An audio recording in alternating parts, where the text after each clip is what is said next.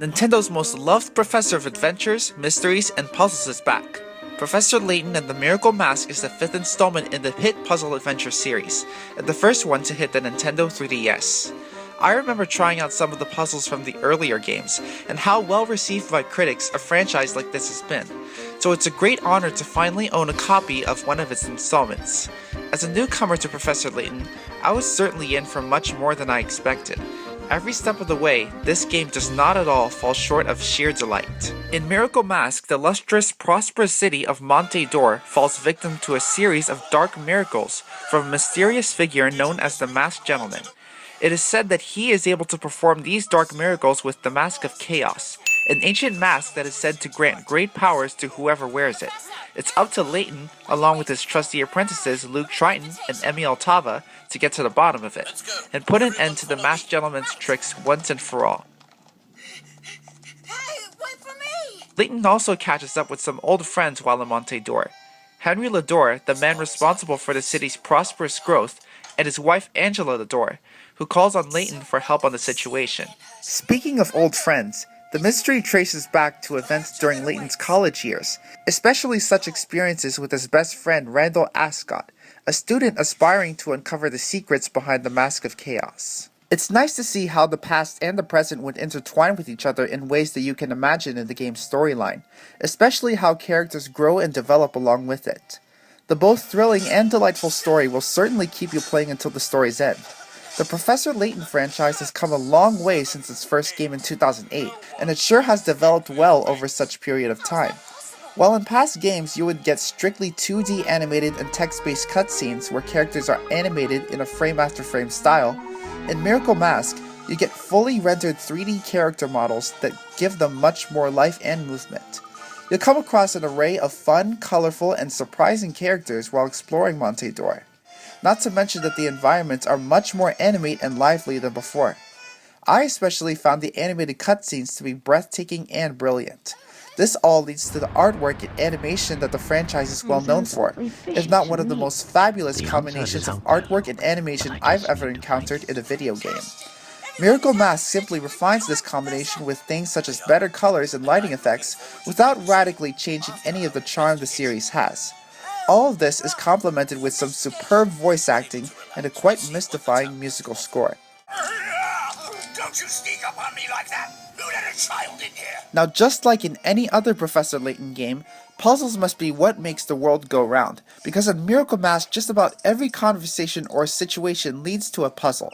You'll come across puzzles that require both your math and logic skills. This game has a puzzle repertoire that's well balanced between some fairly easy ones and those that pose quite the challenge. In other words, you'll come across puzzles that range from those that you can solve within a few minutes to those that would take you a few hours or even days to solve.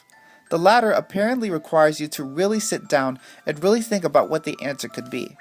Whenever allowed, you can use collected hint coins for hints on how to solve a puzzle. Even though there are a few hundred of them that can be found throughout the story, it really is best to use them when you are totally clueless on how to approach a puzzle. After all, these are some of the most clever puzzles that I've ever seen in my life. However, if you really think about these puzzles, you'll realize that even the hardest ones are just common sense, and sometimes hilarity will ensue. The game has tons of replay value, whether you finish the story mode or not. But then again, the story mode is so much fun that there shouldn't be any reason why not to finish it. There are tons of collectible artifacts scattered throughout the game, as well as 135 puzzles hidden in the same way, and it's up to you to find them all. Each puzzle and story has a set number of Picarats that you can earn. You win Picarats depending on how easily you find the solution to a puzzle.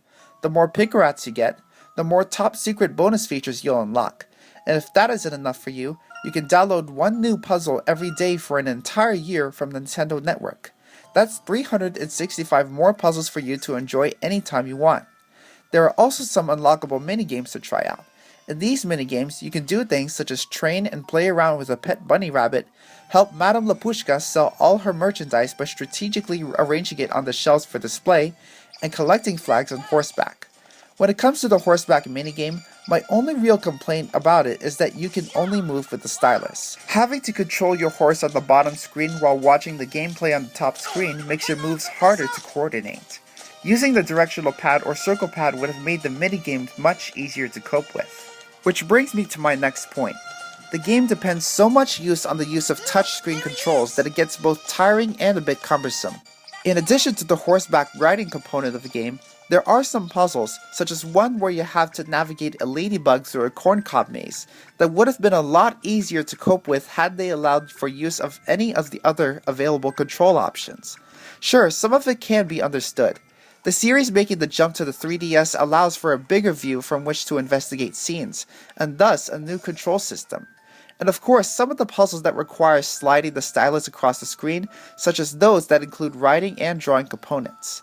But it was a total relief for me during the Ruins navigation part of the game, where you could control Layton using the circle or D-pad to move Layton, the A button to dig, and the L and R buttons to turn him around. There is one puzzle in the game that makes use of the 3DS gyro sensor. It does read the motions you make with it, but sadly it doesn't depend on how big or little a tilt you make.